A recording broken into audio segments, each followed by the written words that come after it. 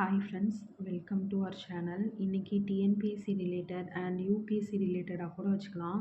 இது பேசிக்காக எல்லாருமே தெரிஞ்சுக்க வேண்டிய விஷயம். நம்ம காமனாக பாரத ரத்னானா இந்தந்த வருஷம் ஒரு சில பேர் அப்படின்னு சொல்லிட்டு படிச்சுட்டு நம்ம விட்டுருவோம். ஆனால் அதை பற்றி நீங்கள் நோட்ஸ் எடுத்து படிச்சீங்க அப்படின்னா ஒரு 2 பேஜ் தான். அதாவது நம்ம டாஃப் ஐஏஎஸ் அகாடமியோட ஆகாஷ் சார் சொல்லுவாங்கள்ல, ஒரு சிலபஸில் ஒரு டாபிக் எடுத்திங்கன்னா அது ஒரு 2 பேஜ் கூகுளில் பார்த்து நோட்ஸ் எடுத்து வைங்க. அதுவே எனஃப் அப்படின்னு சொல்லுவார். ஸோ அதை நான் ஃபாலோ பண்ணிவிட்டு நிறைய நோட்ஸ் எடுத்து வச்சுருக்கேன். நீங்கள் உங்களாவே ஓன் நோட்ஸ் எடுத்து நீங்கள் படிக்கும்போது ரொம்ப ஈஸியாக இருக்குது. ஸோ பாரத ரத்னானா என்ன ஒரு 4-5 பாயிண்ட்ஸ் நமக்கு டீஃபால்ட்டாக தெரியும். ஆனால் இது ஒரு 2 பேஜ் தான். இதை நீங்கள் இந்த வீடியோ ஃபுல்லாக நீங்கள் ஸ்கிப் பண்ணாமல் பார்த்தீங்க அப்படின்னா பாரத ரத்னா பற்றி உங்களுக்கு எல்லாமே தெரிஞ்சிடும். சரி, வாங்க வீடியோக்குள்ளே போகலாம். சரி, பாரத ரத்னா அப்படின்னா என்ன? அதாவது இது ஒரு ஹிந்தி வேர்டு இல்லையா? அப்போ தமிழில் அதுக்கு என்ன மீனிங் அப்படின்னா, பாரதம் அப்படின்னா இந்தியா, இதுவே ரத்னம் அப்படின்னா நகை. அப்போது இந்த பாரத ரத்னா விருது வாங்கினவர்கள்னால் யார் யாருன்னா, இந்தியாவினுடைய நகை போன்றவர்கள். ஏன் அப்படி சொல்கிறாங்க அப்படிங்கும்போது நீங்கள் இதுக்கு 4வது பாயிண்ட் வந்துடணும். ஏன்னா இதில் மிக உயர்ந்த சேவை செய்கிறவங்க தான் இது. எதில் அப்படின்னு சொல்லி பார்த்தீங்கன்னா, இனம், தொழில், பதவி மற்றும் பாலினம்ங்கிற எந்த வேறுபாடுமே இல்லாமல் மிக உயர்ந்த சேவை செய்வாங்க. அப்போ சேவை செய்கிறவங்களுக்கு மட்டும்தான் நம்ம இதை கொடுப்போமா? சேவைனா யார் செய்வாங்க? ஒரு அரசியல்வாதியில் இருக்கிறவங்க திட்டங்கள் போடுவாங்க, அது ஒரு சேவை. அன்னை தெரசா செய்கிறது சேவை. அப்போ அவங்களுக்கு மட்டும்தான் கொடுப்பாங்களான்னா கிடையாது. சேவை மற்றும் செயல்திறன், அதாவது நம்ம இந்தியாவை முன்னெடுத்து, அதாவது இந்த உலக நாட்டுக்கு முன்னாடி நம்ம இந்தியாவை முன்னெடுத்து நடத்தக்கூடிய எந்த ஒரு துறையாக இருந்தாலும் சரி, வேறுபாடு இல்லாமல் இந்த பாரத ரத்னா கொடுக்கப்படுது. சரி, 2வது பாயிண்ட்டுக்கு வந்துடலாம். இது இந்தியாவின் நகை, இந்திய குடியரசினுடைய மிக உயர்ந்த குடிமகன் விருது. ஆமாம், இது நமக்கு தெரியும். பாரத ரத்னா தான் நம்ம இந்தியாவிலேயே மிக உயர்ந்த விருது. அதுக்கு மேலே எந்த விருதும் கிடையாது இந்தியாவில். அதுக்கு கீழே நிறைய விருதுகள் இருக்குது. சரி, இது எப்போலேருந்து கொடுக்குறாங்க அப்படின்னா, ஜனவரி 2, 1954 கொடுக்குறாங்க. 71 வருஷம் ஆகுது இது வரைக்கும். சரி, இது எதுக்கு கொடுக்குறாங்க அப்படிங்கிறது நமக்கு தெரிஞ்சிருக்கணும் இல்லையா? நம்ம பாட்டுக்கு பாரத ரத்னா பாரத ரத்னான்னு படிச்சுட்ருக்கோம். என்ன காரணம் அப்படின்னா, இனம், தொழில், பதவி, பாலினம் அப்படின்ற வேறுபாடு இருக்காது. அதாவது நம்ம பாரத ரத்னா வாங்குறவங்க இந்த இனத்தை சேர்ந்தவங்க, இந்த தொழில் செய்கிறவங்க, இந்த பதவியில் இருக்கிறவங்க, இவங்க ஆணா, பெண்ணா, திருநங்கையா, திருநம்பியா, எதுவுமே தேவையில்லை. அப்போது இந்த எந்த ஒரு வேறுபாடுமே அவங்க பார்க்க மாட்டாங்க. நீங்கள் மக்களுக்கு மிக உயர்ந்த சேவை மற்றும் செயல்திறனை மட்டும் செஞ்சிருந்தாலே உங்களுக்கு பாரத ரத்னா கொடுப்பாங்க. அப்போ நம்மளுக்கு கொடுப்பாங்கனாலும் கொடுப்பாங்க. ஆனால் நம்மளும் ஒரு சாதாரண மக்கள் தான். பட் நம்ம அந்த அளவுக்கு ஒரு சேவையோ ஒரு செயல்திறனையோ நம்ம செஞ்சுருக்கோம் அப்படின்னு சொல்கிறாங்க. அப்போ ஃபஸ்ட்டு எதுக்கெல்லாம் கொடுத்துட்ருந்தாங்க? அதாவது 1954 ஜனவரி 2 தானே வந்துச்சு. அப்போது ஃபஸ்ட்டு எதுக்கெல்லாம் கொடுத்துட்ருந்தாங்க அப்படின்னா, கலை, இலக்கியம், அறிவியல் மற்றும் பொது சேவைகளில் சாதனை யார் யாரெல்லாம் புரிகிறாங்களோ அவங்களுக்கு மட்டும்தான் கொடுத்துட்ருந்தாங்க. அப்போ இந்தந்த துறைகளில் மட்டும் கொடுத்தா போதுமா அப்படின்னு சொல்லிட்டு ஒரு கேள்வி வருது நமக்குள்ள. அப்போது இந்திய அரசு புதுசாக மாற்றுறாங்க. டிசம்பர் 2011 இந்த துறைகள்னுலாம் கிடையாது, மனித முயற்சியின் எந்த ஒரு துறையாகவும் இருக்கலாம். அப்போ இந்த குறிப்பிட்ட இதுக்குள்ள நார்ம்ஸ்குள்ள அடங்குற யாருக்கும் அவங்களுக்கு மட்டும்தான் கொடுக்கணுமா அப்படின்னு கிடையாது. ஸோ எந்த ஒரு மனித முயற்சியினுடைய எந்த ஒரு துறையையும் உள்ளடக்கியதாக இருக்கலாம் அப்படின்னு சொல்லி ஒரு புதுசாக சட்டம் போடுறாங்க. இப்போ இந்த பாரத ரத்னா கொடுங்க அப்படின்னு சொல்லி கொடுக்கறது ஜனாதிபதி தான். நம்மளே பார்த்துருக்கோம் டிவிலலாம். ஸோ பாரத ரத்னா, அதுக்கப்புறம் நேஷ்னல் அவார்ட்ஸு, பத்மபூஷன், பத்ம விபூஷன், அப்புறம் பரம்வீர் சக்ரா, அந்த மாதிரி நிறைய இது நம்ம ஜனாதிபதி தான் கொடுப்பாங்க. ஆனால் இவங்களுக்கு கொடுங்கன்னு சொல்லி பரிந்துரை யார் செய்வாங்க அப்படின்னா, பிரதமர் பரிந்துரையால் ஜனாதிபதி கொடுப்பாங்க.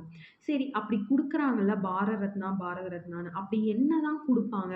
வாங்குறவங்க என்ன தான் வாங்குவாங்க அப்படின்னு பார்த்தோம்னா, குடியரசுத் தலைவர், அதாவது ஜனாதிபதியால் கையொப்பமிடப்பட்ட ஒரு சான்றிதழ், அதுக்கப்புறம் அரச இலை வடிவ பதக்கம், ஒரு பேட்ச் நம்ம பார்த்துருப்போம்.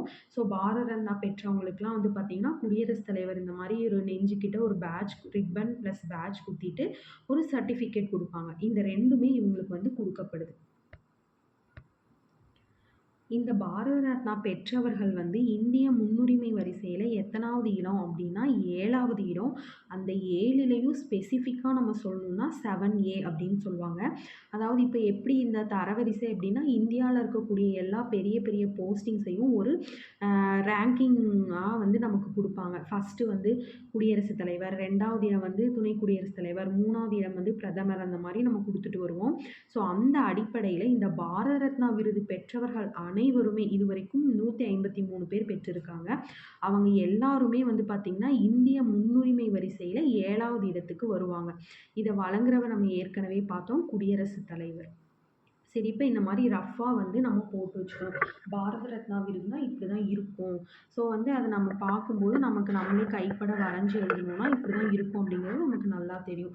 இது வந்து பார்த்தீங்கன்னா முன்பக்கம், இது வந்து பின்பக்கம். முன்பக்கம் என்ன இருக்கு? 2மே அரச இலை வடிவத்துல இருக்கு. முன்பக்கத்துல வந்து பார்த்தீங்கன்னா, ஒரு சூரியன் வடிவம். அதுக்கு கீழ பாரத் ரத்னா அப்படின்ற ஒரு ஹிந்தி மொழி. இத வந்து நம்ம ஹிந்தின்னு நம்ம பார்க்கும்போது ஒரு சிலருக்கு ஹிந்தி படிக்க தெரிஞ்சதுனால தெரியும். எனக்குமே ஹிந்தி தெரிஞ்சதுனால இத ஹிந்தின்னு நான் சொல்றேன். பட் வந்து இவங்க தேவநாகரி அப்படின்னு கூகுள்ல குடுத்துருக்காங்க. ஸோ இப்ப தேவநாகரியும், ஹிந்தியும் ஒண்ணு தானா அப்படிங்கிறது எனக்கு தெரியல. இது வந்து பின்பக்கம். ஸோ பின்பக்கம் வந்து பார்த்தீங்கன்னா, நம்மளுடைய நேஷனல் எம்பளம் போட்டு, அதுக்கு கீழ சத்தியமேவ ஜெயதே அப்படிங்கிறத போட்டிருப்பாங்க. இதுக்கு மேல ஒரு ரிப்பனும் நமக்கு வந்து குத்தி வைப்பாங்க. ஸோ அதுதான் சொல்லியிருக்காங்க. முன்பக்கம் என்ன இருக்கு அப்டின்னா வந்து பார்த்தீங்கன்னா, ஒரு அரச இலை. அந்த அரசமர இலைக்கு வந்துட்டு சயின்டிஃபிக் வேர்டும் இங்க குடுத்துருக்காங்க. ஃபிகஸ் ரிலிஜியோசா அப்படிங்கிறது. ஸோ அந்த அரசமர இலையில தேவநாகரி எழுத்துக்களில் பொறிக்கப்பட்ட பாரத ரத்னா என்ற வார்த்தைகளுடன் சூரியனின் படம். நீங்க இந்த பிக்சர்ஸ்லாம் அப்படியே பார்த்தீங்கன்னா, உங்களுக்கு அப்படியே மைண்ட்ல நிக்கும். அடுத்தது பின்பக்கம். இத வந்து பின்பக்கத்துக்கு தான் இவங்க வந்து டிரான்ஸ்லேஷன்ல இது கூகுள்ஸ்ல தான் நான் எடுத்தேன். இது வந்து தலைகீழ்னு குடுத்துருக்காங்க. தேவநாகரி எழுத்துல சத்தியமேவ ஜெயதே, அதாவது சத்தியமேவ ஜெயதேன்னா நமக்கு தெரியும். உண்மை மட்டும் வெல்லும் என்ற தேசிய முழக்கத்துடன் மையத்தில் வைக்கப்பட்டுள்ள இந்திய பிளாட்டினம் மாநில சின்னம். ஸோ இதுவரைக்கும் நம்ம 12 பாயிண்ட் பார்த்துருக்கோம். அடுத்து வந்து பார்த்தீங்கன்னா, 13வது பாயிண்ட். இதுல வந்து ஃபர்ஸ்ட்டு விருது எந்த வருஷம்னா, நம்ம 1954 ஜனவரி 2ல வந்து இது ஆரம்பிச்சாங்க.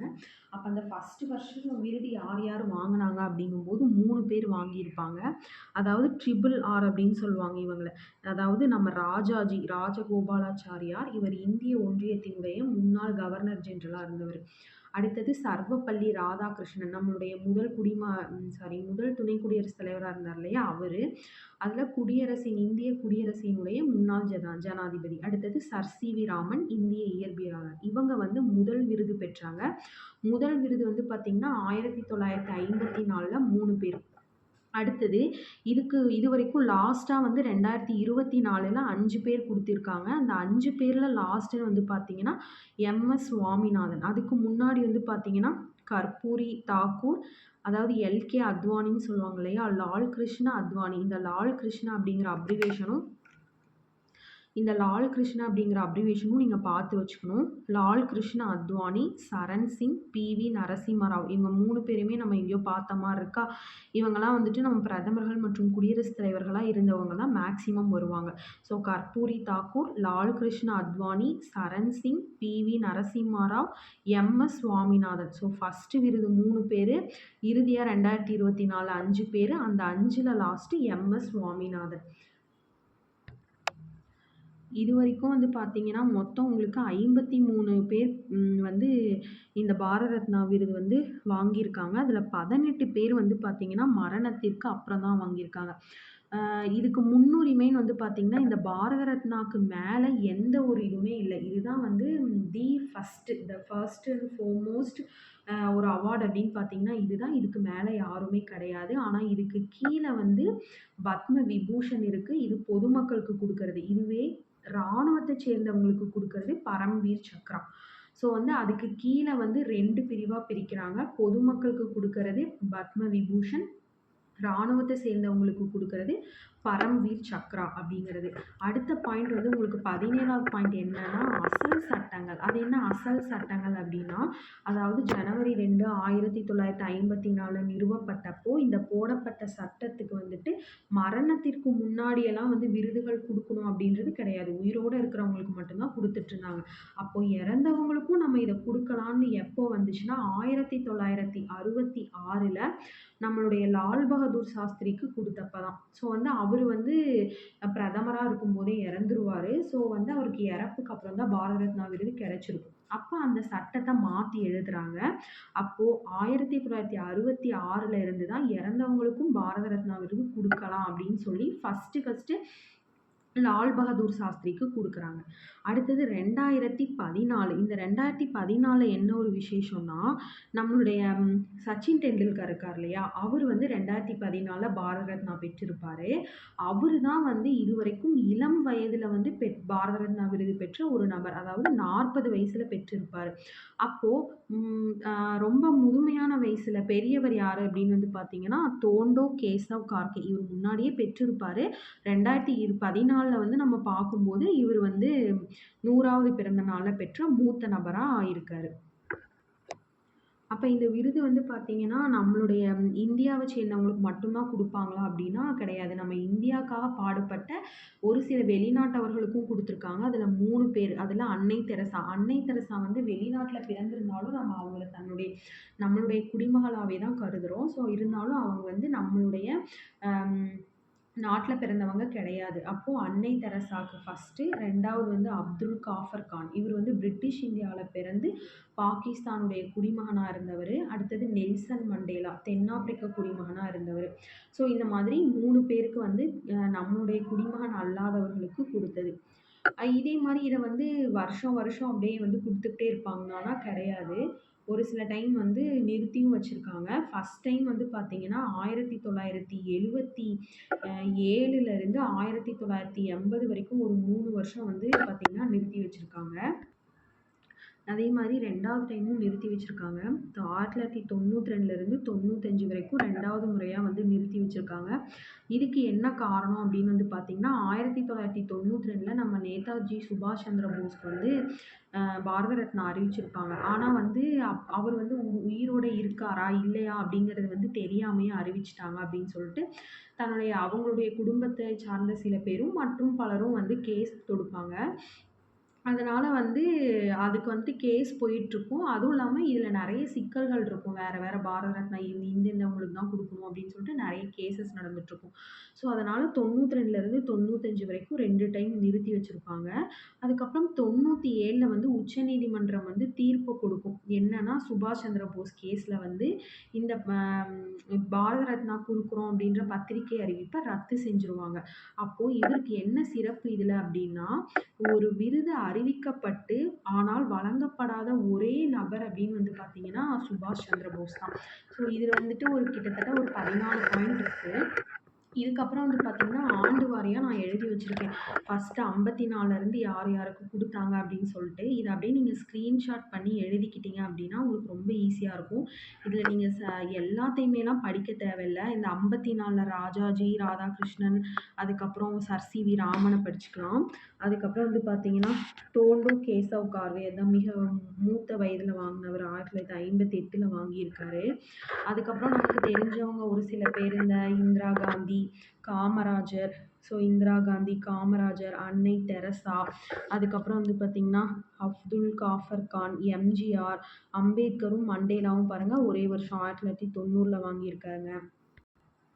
அதுக்கப்புறம் வந்து பார்த்தீங்கன்னா, 91ல ராஜீவ் காந்தி, அதுக்கப்புறம் ரொம்ப பெருசாலாம் கிடையாது. இந்த 97ல வந்து பார்த்தீங்கன்னா, குல்சாரிலால் நந்தா, அப்துல் கலாம் இதெல்லாம் நம்ம படிச்சது தான். ஸோ வந்து இத அப்படியே ஸ்க்ரீன்ஷாட் எடுத்து வச்சு நான் அந்த வீடியோல குடுக்குறேன். ஸோ ஸ்க்ரீன்ஷாட் எடுத்து வச்சு இத அப்படியே எழுதிக்கோங்க. இதில யார் யார் ரொம்ப முக்கியமோ அவங்களத மட்டும் படிச்சுக்கோங்க. பட் நான் எல்லாத்தையுமே எழுதி வச்சிருக்கேன். ஸோ உங்களுக்கு யூஸ்ஃபுல்லா இருக்கும்னு நினைக்கிறேன் இந்த வீடியோ. ஒரு டைம் ஃபுல்லா பார்த்தீங்க அப்படின்னா, பாரத ரத்னா பத்தி உங்களுக்கு எல்லாமே தெரிஞ்சிரும். ஸோ நெறைய வீடியோஸ் வந்து நம்ம அப்லோட் பண்ண போறோம். நீங்க நல்லா பார்த்து படிச்சு பயன்பெற வகையில தான் இருக்கும். ஸோ டிஎன்பிஎஸ்சி ரிலேட்டடா எல்லாமே குடுக்க போறோம். So thank you. பாய்.